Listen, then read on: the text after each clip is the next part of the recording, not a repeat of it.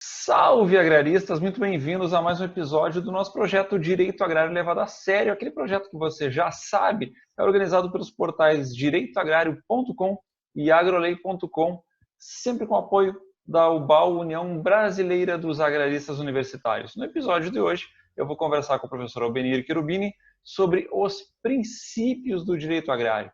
E aí eu sei que o jovem advogado, o jovem agrarista pode estar se questionando nesse momento: por que vou eu estudar princípios? Eu quero estudar os conceitos modernos, eu quero entender o agronegócio, eu quero saber como peticionar. Por que vou eu estudar princípios do direito agrário? Parece uma coisa arcaica, mas não é. Recomendamos sempre, em qualquer área do direito, quando você vai se dedicar a uma área do direito, conheça os princípios que norteiam aquela área. Por quê? Porque eles são as balizas que vão orientar o profissional jurídico por toda a sua carreira. Por quê? Porque por mais que nós tenhamos alterações legislativas e, por vezes, a necessidade de se fazer reinterpretações da legislação, são exatamente os princípios que vão basilar o nosso estudo e a nossa compreensão do direito. Como diz Humberto Ávila, os princípios são normas imediatamente finalísticas, primariamente prospectivas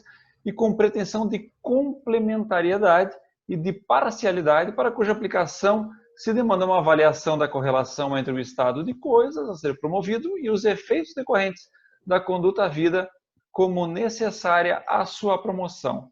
Pois muito bem, então o que nós vamos fazer hoje? Estudar os princípios do direito agrário, e para isso eu chamo diretamente de Porto Alegre o professor Albenir Cherubini. Boa tarde, professor. Olá, pessoal. É uma satisfação estar hoje novamente dando sequência aí no Direito Agrário Levado a Sério. Hoje, então, a gente tratando um tema muito importante, como falou o professor Francisco Torma. Por quê? Porque a gente sabe que o direito tem que acompanhar as evoluções da sociedade, sejam elas evoluções nos aspectos sociais como um todo, mudança na sociedade, aspectos econômicos, aspectos científicos. E isso é algo muito presente, especialmente no setor do agronegócio, e nós vamos ver justamente hoje, a partir desse estudo dos princípios, noções importantes para a interpretação, o conhecimento e aplicação das normas de direito agrário. Então, o nosso tema de hoje é princípios do direito agrário. Eu gostaria de adiantar que existem nas obras jurídicas uma série de princípios que é levantados pela doutrina. Inclusive, vocês vão acompanhar aí no nosso texto base, que está lá no portal direitoagrario.com, que a gente traz alguns exemplos dos agraristas Raimundo Laranjeira, da Bahia, e do professor Benedito Ferreira Marques.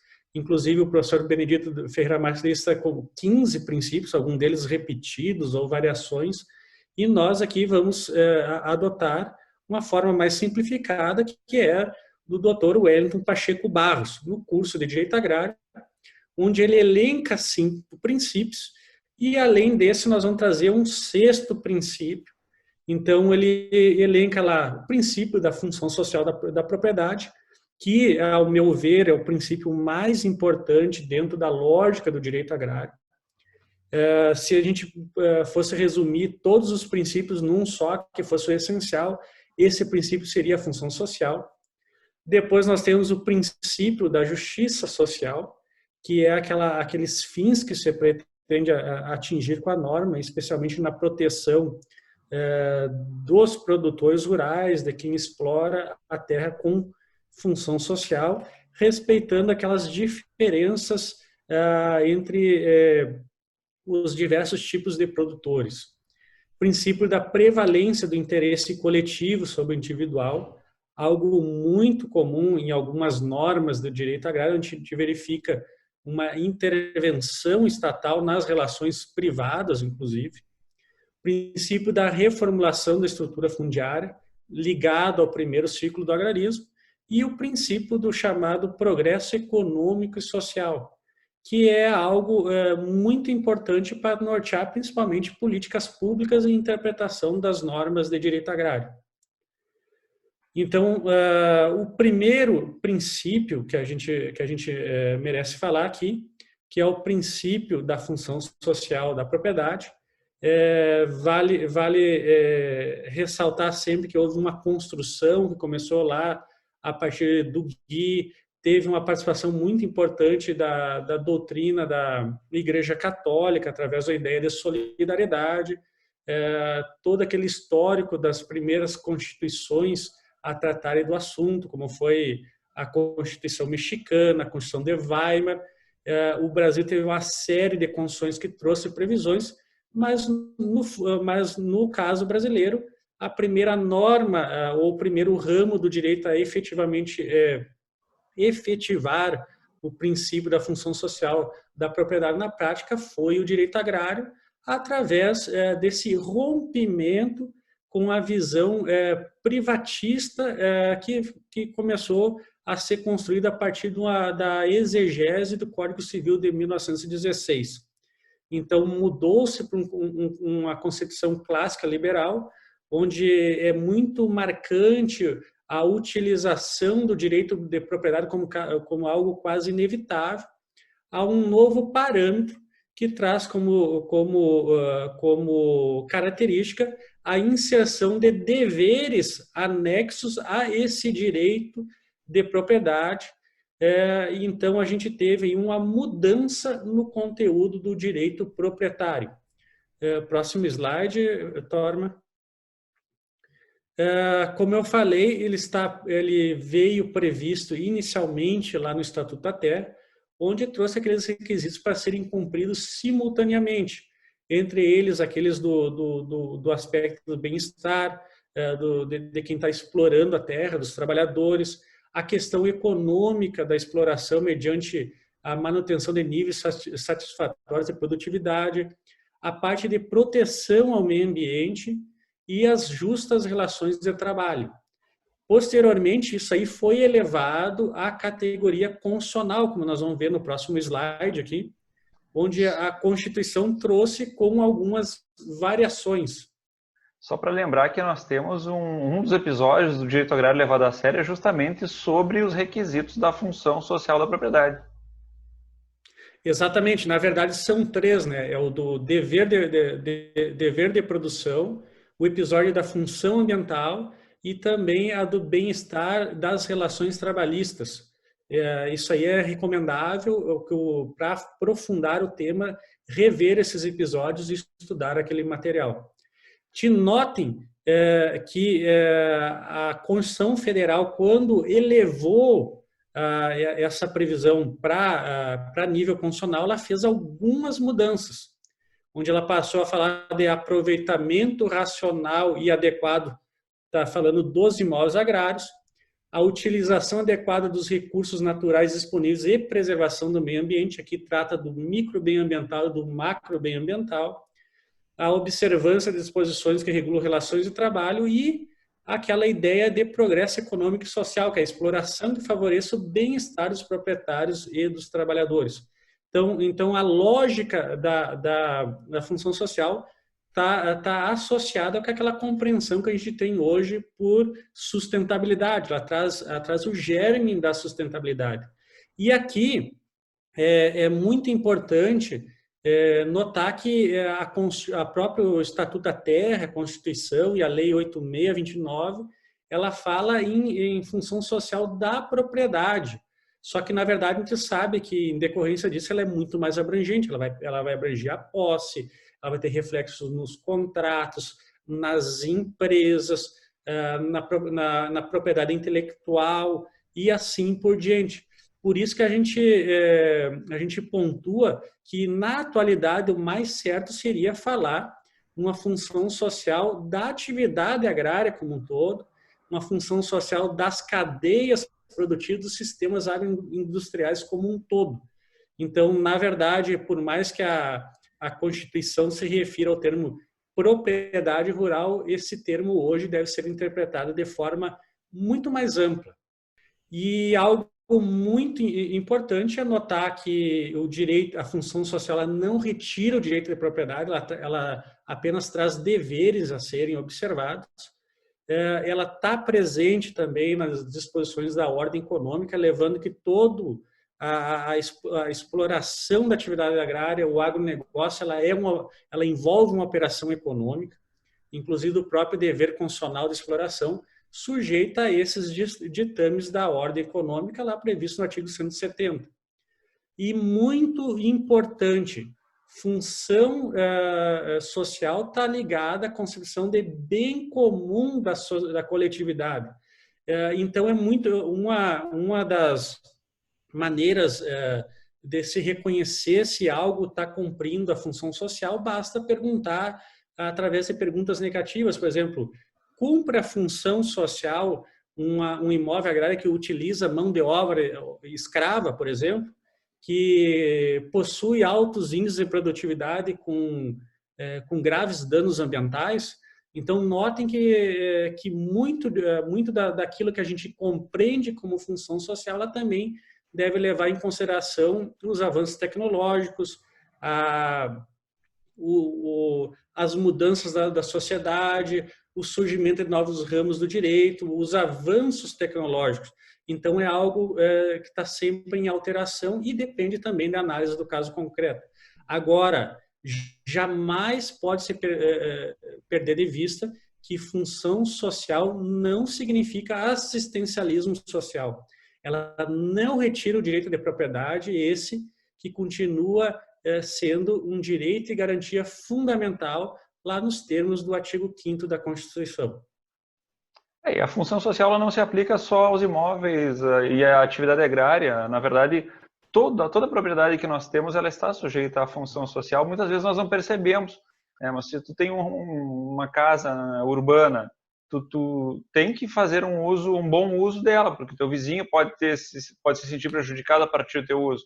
Se você tem um veículo e quer andar com ele nas estradas, tu tem limitações à tua propriedade, tu não pode fazer o que bem quiser, tu tem que utilizar o veículo conforme as regras de trânsito, conforme as normativas do CONTRAN. Então, a função social, ela se aplica a todos os aspectos da nossa vida e com muito mais relevância aqui na atividade agrária, justamente por esta função da produção que a atividade agrária tem, principalmente da produção de alimentos e pela relevância econômica absurda que a atividade agrária tem. Pois sim, seguimos então para o próximo princípio, que é da efetivação da justiça social. E pelo nome eu tenho certeza que pode suscitar aí dúvidas em algumas pessoas que nos acompanham. O que é essa busca pela justiça social? Bom, o princípio da efetivação da justiça social, ela caracteriza-se por aquela protetividade, aquelas normas que o direito agrário tem justamente para corrigir desigualdades sociais, para a erradicação da pobreza, da marginalização, que são também parâmetros que constam lá no artigo 3º da Constituição Federal. Qual é a ideia aqui? É evitar, no caso, desequilíbrios, desigualdades. Isso aí a gente vai ver reflexos desse princípio da efetivação social, por exemplo, na legislação dos contratos agrários, na legislação do crédito rural, quando faz tratamento diferenciado daí para a agricultura familiar, e assim por diante. Algumas normas, algumas políticas agrícolas levam em consideração muito a diferença entre esses produtores. Também a proteção de quem não é proprietário, um privilégio, digamos assim, de quem explora, dando cumprimento à função social da propriedade sem ser o proprietário da terra. Então, essa é a lógica desse princípio da efetivação da justiça social. O próximo princípio é o princípio da reformulação da estrutura fundiária. Aqui é muito importante salientar que ele está diretamente correlacionado com aquela ideia do primeiro ciclo do agrarismo, que quando deu origem ao Estatuto da Terra no Brasil, a gente sabia que o Brasil tinha uma série de problemas fundiários. Então, pouco a pouco, foram esses problemas sendo resolvidos, dando origem ao chamado segundo ciclo do agrarismo, que que dá-se a partir daquela visão dinâmica que hoje a gente estuda também a partir da organização das cadeias produtivas e sistemas agroindustriais. Mas aqui é muito importante salientar que a ideia é justamente melhorar essas relações no campo, garantir uma distribuição de terra, mas hoje no Brasil esse princípio ainda vige com relação àquela necessidade de regularização fundiária, especialmente em algumas partes do país. Mas é muito importante também salientar a reformulação da estrutura fundiária, a ideia de reforma agrária, ela é finita e ela depende de ações de política pública, mediante dados. E hoje o principal problema do Brasil não é mais fazer reforma agrária, mas sim fazer regularização fundiária. Perfeito. Inclusive, como tu comentaste a respeito dos ciclos, e esse é um princípio muito vinculado ao primeiro ciclo, nós vamos deixar material de leitura complementar aqui para quem ainda não compreendeu e quer estudar um pouco mais os ciclos do agrarismo. Vamos deixar um artigo do professor Albenir com o professor Zibete aí que esclarece muito bem essa temática. O princípio do progresso econômico e social é muito importante, por quê? Porque ele está associado diretamente à ideia da atividade agrária enquanto uma atividade que possui uma natureza e um fim econômico. E aí eu me recordo da tua manifestação com frequência que o agrarista precisa entender que o imóvel agrário ele é uma unidade econômico-produtiva, não é uma área de preservação ambiental. Então nós temos que entender esta diferença, que o imóvel rural existe para fins econômicos, além de ter, evidentemente, a preocupação ambiental sustentável. E da mesma forma, esse princípio quebra com aquele discurso ideológico de que as propriedades agrárias, aqueles imóveis rurais, a finalidade deles seria a subsistência, que é um absurdo, especialmente quando as populações são urbanas e a gente depende dos produtores rurais para se alimentar, para ter matéria-prima, para ter biocombustível, entre outros. Então, sempre que você for analisar alguns aspectos, e isso aí também está associado com a ideia da função social, os imóveis, a gente tem que lembrar que eles têm que ter, sim, esse fim econômico e tem que garantir aquela exploração, tem que garantir o progresso econômico e social, senão não tem lógica. Tem que produzir e tem que produzir de forma que garanta esse progresso econômico e social para os produtores rurais. Por fim, e aí não é um princípio que está naquele rol que a gente demonstrou, trazido pela doutrina do Dr. Wellington Pacheco Barros, a gente acrescenta o chamado princípio da privatização das terras públicas, que ele vai ter alguns desdobramentos. A essência desse princípio está lá no artigo 10 do Estatuto da Terra, quando diz que o uso de imóveis rurais pelo poder público para fins de atividade agrária, ele vai ser apenas quando envolvido pesquisa, experimentação, demonstração e fomento, e sendo que nos demais casos, as terras públicas elas têm que ser repassadas para os privados, ou seja, sendo imóvel agrário no Brasil, que seja aquele imóvel rural apto à agricultura, esse imóvel ele tem que ser explorado pelos privados, sejam pessoas físicas ou pessoas jurídicas. Consequência direta disso é justamente que a atividade agrária ela se sujeita justamente àqueles princípios da livre iniciativa. Então, direito de propriedade, livre iniciativa, e isso é fundamental e também está associado com aquela confusão com relação à compreensão do que é um imóvel agrário, diferença do imóvel agrário com unidade de conservação, e bem com aquelas questões relacionadas à parte da legislação incidente sobre sobre os imóveis agrários, sobre a atividade agrária, que nós vimos lá quando nós tratamos da competência legislativa em matéria de direito agrário. Por quê? Porque para fins da exploração da atividade agrária, para fins dos imóveis agrários, importam as normas de direito agrário. Exato, importante. E aí voltamos ao que já havíamos comentado em relação à atividade agrária ser essencialmente privatista, ou seja, uma atividade desenvolvida pelos particulares e não pelo Estado. Muito bem.